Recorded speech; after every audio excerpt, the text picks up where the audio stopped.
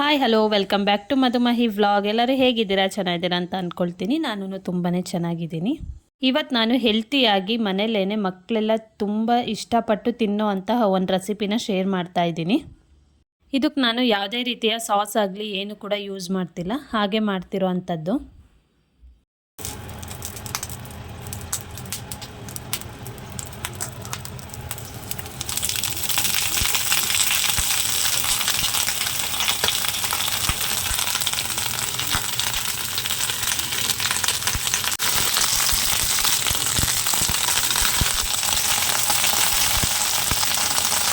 Paneer PAN pizza ಹೇಗೆ ಮಾಡೋದಂತ ನೋಡೋಣ ಬನ್ನಿ. ಮೊದಲನೇದಾಗಿ ಒಂದು ಅರ್ಧ ಕ್ಯಾಪ್ಸಿಕಮ್ನ ತುಂಬ ಚಿಕ್ಕದಾಗೆ ನಮಗೆ ಎಷ್ಟು ಸಾಧ್ಯ ಆಗುತ್ತೋ ಅಷ್ಟು ಚಿಕ್ಕದಾಗೆ ಕಟ್ ಮಾಡ್ಕೊಂಡಿದ್ದೀನಿ. ನಾನೀಗ ದೊಡ್ಡ ಪತ್ರೆ ಮತ್ತು ಹಸಿಮೆಣ್ಸಿನ್ಕಾಯಿ ಎರಡೂ ಯೂಸ್ ಮಾಡಿಕೊಂಡು ಗ್ರೀನ್ ಚಿಲ್ಲಿ ಸಾಸ್ನ ರೆಡಿ ಮಾಡ್ಕೊತಾ ಇದ್ದೀನಿ.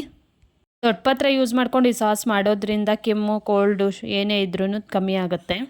ದೊಡ್ಡ ಪತ್ರೆ ಮತ್ತು ಹಸಿಮೆಣ್ಸಿನ್ಕಾಯಿ ಎರಡನ್ನೂ ನೀಟಾಗಿ ಹುರ್ಕೊಂಡು ನುಣ್ಣಕ್ಕೆ ಗ್ರೈಂಡ್ ಮಾಡ್ಕೋಬೇಕು. ಗ್ರೈಂಡ್ ಮಾಡ್ಕೋಬೇಕಾದ್ರೆ ನೀವು ಒಂದು 4 ಐಸ್ ಕ್ಯೂಬ್ನ ಆ್ಯಡ್ ಮಾಡಿಕೊಂಡು ಗ್ರೈಂಡ್ ಮಾಡ್ಕೊಳ್ಳಿ. ಆ ಥರ ಗ್ರೈಂಡ್ ಮಾಡ್ಕೊಂಡಾಗ ಅದ್ರದ್ದು ನ್ಯಾಚುರಲ್ ಕಲರ್ ಏನಿರುತ್ತೆ ಅದು ಹಾಗೇ ಇರುತ್ತೆ. ಕಲರ್ ಡಲ್ ಆಗೋದಿರಲಿ ಇಲ್ಲ ಡಾರ್ಕ್ ಆಗೋದು ಆ ಥರ ಏನೂ ಆಗೋದಿಲ್ಲ ಅದರಿಂದ. ಈಗ ಪಿಜ್ಜಾ ಮಾಡೋದಕ್ಕೆ ಯಾವುದೇ ಥರದ ಪಿಜ್ಜಾ ಬೇಸ್ನು ಕೂಡ ಯೂಸ್ ಮಾಡ್ತಾ ಇಲ್ಲ. ಗೋಧಿ ಹಿಟ್ಟನ್ನೇ ಮಿಕ್ಸ್ ಮಾಡಿಕೊಂಡು ನಾರ್ಮಲ್ ನಾವು ಯಾವ ಥರ ಚಪಾತಿ ಮಾಡ್ಕೊತೀವಿ ಅದೇ ಥರನೇ ಚಪಾತಿನ ಒತ್ಕೊಂಡಿದ್ದೀನಿ. ನಾವೇನು ರೆಡಿ ಮಾಡ್ಕೊಂಡಿದ್ದು ದೊಡ್ಡ ಪತ್ರೆ ಮತ್ತು ಹಸಿಮೆಣ್ಸಿನ್ಕಾಯಿದು ಗ್ರೀನ್ ಚಿಲ್ಲಿ ಸಾಸ್ನ ಅದನ್ನು ಹಾಕ್ಕೊಂಡು ಸ್ಪ್ರೆಡ್ ಮಾಡ್ಕೊಂಡಿದ್ದೀನಿ ನೀಟಾಗೆ. ಇದೊಂದು ಕಡೆಯಿಂದ ನೀಟಾಗಿ ಸ್ಪ್ರೆಡ್ ಆದಮೇಲೆ ಅದ್ರ ಮೇಲೆ ಹೋಮ್ ಮೇಡ್ ಮಯೋನಿ ಸಾಸ್ನ ಹಾಕ್ಕೊಳ್ತಾ ಇದ್ದೀನಿ. ಮಯೋನಿ ಸಾಸ್ದು ಕೂಡ ವೀಡಿಯೋ ಮಾಡ್ಕೊಂಡಿದ್ದೀನಿ, ಅದು ಹೇಗೆ ಮಾಡೋದಂತ ನೆಕ್ಸ್ಟ್ ವೀಡಿಯೋದಲ್ಲಿ ಅಪ್ಲೋಡ್ ಮಾಡ್ತೀನಿ. ಮಯೋನಿ ಸಾಸ್ ಹಾಕಿ ನೀಟಾಗಿ ಸ್ಪ್ರೆಡ್ ಮಾಡಾದಮೇಲೆ ಅದ್ರ ಮೇಲೆ ಸ್ವಲ್ಪ ಚಿಲ್ಲಿ ಫ್ಲೇಕ್ಸ್ನು ಕೂಡ ಹಾಕ್ಕೊಳ್ತಾ ಇದ್ದೀನಿ. ಚಿಲ್ಲಿ ಫ್ಲೇಕ್ಸ್ ಹಾಕಾದ್ಮೇಲೆ ಅದ್ರ ಮೇಲೆ ಸಣ್ಣದಾಗಿ ಹೆಚ್ಚಿರೋ ಅಂಥ ಕ್ಯಾಪ್ಸಿಕಮ್ನ ಹಾಕ್ಕೊಳ್ತಾ ಇದ್ದೀನಿ. ಇದಕ್ಕೆ ಬೇಕಾದ್ರೆ ನೀವು ಬೇರೆ ವೆಜಿಟೇಬಲ್ಸ್ ಕೂಡ ಹಾಕೋಬೋದು. ನಾನು ಬರೀ ಕ್ಯಾಪ್ಸಿಕಮ್ ಮಾತ್ರನೇ ಯೂಸ್ ಮಾಡಿರೋದು. ಅದ್ರ ಮೇಲೆ ಸ್ವಲ್ಪ ಆನಿಯನ್ನು ರೌಂಡಿಗೆ ಹೆಚ್ಚಿರೋ ಅಂತಹ ಆನಿಯನ್ನ ಆ್ಯಡ್ ಮಾಡ್ಕೊತಾ ಇದ್ದೀನಿ. ತರಕಾರಿ ಎಲ್ಲ ಜಾಸ್ತಿ ಹಾಕಿದ್ರೆ ಮಕ್ಳಿಗೆ ಅಷ್ಟು ಇಷ್ಟ ಆಗೋದಿಲ್ಲ, ಅದರಿಂದ ನಾನು ಬರೀ ಕ್ಯಾಪ್ಸಿಕಮ್ ಮಾತ್ರನೇ ಯೂಸ್ ಮಾಡ್ಕೊಂಡಿದ್ದೀನಿ. ಅದ್ರ ಮೇಲೆ ಈಗ ಪನ್ನೀರನ್ನ ತುರಿದು ಹಾಕ್ಕೊತಾ ಇದ್ದೀನಿ.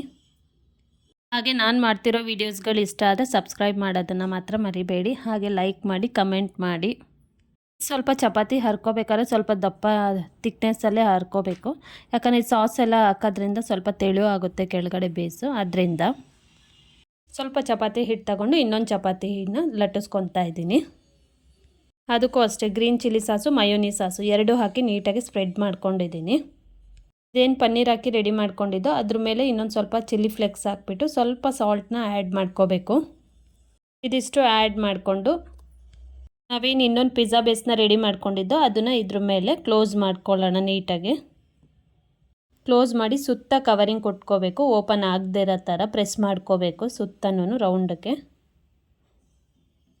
ಇದು ಬೇಯಿಸ್ಬೇಕಾದ್ರೆ ಸ್ವಲ್ಪ ಔಟ್ಸೈಡ್ ಬಿಟ್ಕೊಳ್ಳೋ ಚಾನ್ಸಸ್ ಇರುತ್ತೆ ಸುತ್ತನೂ. ಅದರಿಂದ ಈಗಲೇ ಹಾಕೋಕ್ಕೂ ಮುಂಚೆನೇ ಸ್ವಲ್ಪ ನೀಟಾಗಿ ಈ ಥರ ಕವರಿಂಗ್ ಕೊಟ್ಕೊಂಡ್ರೆ ನೀಟಾಗಿ ಕ್ಲೋಸ್ ಆಗುತ್ತೆ, ಓಪನ್ ಆಗೋದಿಲ್ಲ. ಅದರಿಂದ ಕ್ಲೋಸ್ ಮಾಡ್ಕೋಬೇಕು ನೀಟಾಗಿ. ಈಗೊಂದು ಪ್ಯಾನ್ ಇಟ್ಕೊಂಡು ಅದಕ್ಕೊಂದು 2 ಟೇಬಲ್ ಸ್ಪೂನ್ ಆಗೋಷ್ಟು ಆಯಿಲ್ ಆ್ಯಡ್ ಮಾಡ್ಕೊಂಡಿದ್ದೀನಿ. ಪ್ಯಾನ್ ಸ್ವಲ್ಪ ಕಾಯ್ದಾದ್ಮೇಲೆ ಇದೇನು ಪಿಜ್ಜಾ ರೆಡಿ ಮಾಡ್ಕೊಂಡಿದ್ದೋ ಅದನ್ನು ಹಾಕಿ 1-2 ನಿಮಿಷ ಹಬೇಲಿ ಬೇಯಿಸಿದ್ರೆ ಸಾಕು, ನೀಟಾಗಿ ಬೆಂದಿರುತ್ತೆ. ಆದಷ್ಟು ಸಿಮ್ಮಲ್ಲಿ ಇಟ್ಕೊಂಡೆ ನಾವು ಇದನ್ನು ಬೇಯಿಸಬೇಕು, ಇಲ್ಲಾಂದರೆ ಸೀದೋಗೋ ಚಾನ್ಸಸ್ ಇರುತ್ತೆ. ಅದರಿಂದ ನಾರ್ಮಲ್ ಚಪಾತಿನೆಲ್ಲ ಹೇಗೆ ಬ್ಯಾಕ್ ಸೈಡು ಫ್ರಂಟ್ ಎಲ್ಲ ಬೇಯಿಸ್ಕೊತೀವಿ ಆ ಥರ ಸ್ವಲ್ಪ ಆಯಿಲ್ನು ಅಪ್ಲೈ ಮಾಡಿಕೊಂಡು 2 ಕಡೆನೂ ನೀಟಾಗಿ ಸ್ಟೀಮಲ್ಲಿ ಬೇಯಿಸ್ಕೋಬೇಕು. 1-2 ನಿಮಿಷ ಬೇಯಿಸಿದ್ರೆ ಸಾಕು, ನೀಟಾಗಿ ಬೆಂದಿರುತ್ತೆ.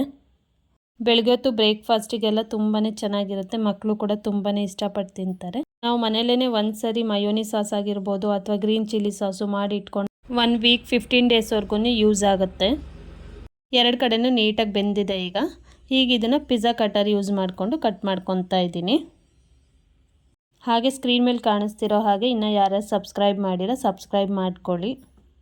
ನಮ್ಗೆ ಯಾವ ಶೇಪ್ ಬೇಕು ಆ ಶೇಪ್ ಕಟ್ ಮಾಡಿಕೊಂಡ್ರೆ ಆಯಿತು. ನಾರ್ಮಲ್ ಚಪಾತಿ ಮಾಡಿದಾಗೆಲ್ಲ ನನ್ನ ಮಕ್ಕಳಿಗೆ ನಾನೇ ಟೈಮ್ ಸ್ಪೆಂಡ್ ಮಾಡಿ ತಿನ್ನಿಸ್ಬೇಕಿತ್ತು. ಈ ಥರ ಮಾಡಿರೋದ್ರಿಂದ ಇವತ್ತು ಅವರೇ ತಿಂತಾ ಇದ್ದಾರೆ. ನೋಡಿ ಎಷ್ಟು ಚೆನ್ನಾಗಿ ಬಂದಿದೆ ಅಂತ. ಸಾಸ್ ಎಲ್ಲ ಮಾಡೋಕ್ಕೆ ಸ್ವಲ್ಪ ಟೈಮ್ ಹಿಡಿಯುತ್ತೆ ಅಷ್ಟೇ. ನಾವು ಮೊದಲೇ ಸಾಸ್ ಎಲ್ಲ ಮಾಡಿ ಇಟ್ಕೊಂಡಿದ್ರೆ ಕ್ವಿಕ್ಕಾಗಿ ರೆಡಿ ಮಾಡ್ಕೋಬೋದು. ಬೆಳಗ್ಗೆ ಹೊತ್ತು ಟಿಫನಿಗೆ ಸ್ನ್ಯಾಕ್ಸಿಗೆಲ್ಲ ಚೆನ್ನಾಗಿರುತ್ತೆ. ತುಂಬಾ ಹೆಲ್ತಿಯಾಗಿ ಯಾವುದೇ ಥರದ ಕೆಮಿಕಲ್ ಇಲ್ಲದ ಹಾಗೇ ಮನೇಲೆ ಪನ್ನೀರ್ ಪ್ಯಾನ್ ಪಿಜ್ಜಾ ರೆಡಿಯಾಗಿದೆ ನೋಡಿ. ತುಂಬಾ ರುಚಿಯಾಗಿ ಬಂದಿತ್ತು. ಒಂದು ಸಾರಿ ಟ್ರೈ ಮಾಡಿ ನೋಡಿ. ಹಾಗೆ ನಾನು ಮಾಡ್ತಿರೋ ವೀಡಿಯೋಸ್ಗಳು ಇಷ್ಟ ಆಗಿದ್ದರೆ ಸಬ್ಸ್ಕ್ರೈಬ್ ಮಾಡೋದನ್ನು ಮರಿಬೇಡಿ. ಇಲ್ಲಿಗೆ ನನ್ನ ಇವತ್ತಿನ ಬ್ಲಾಗ್ನ ಮುಗಿಸ್ತಾ ಇದ್ದೀನಿ. Thank you for watching. See you the next vlog. Bye.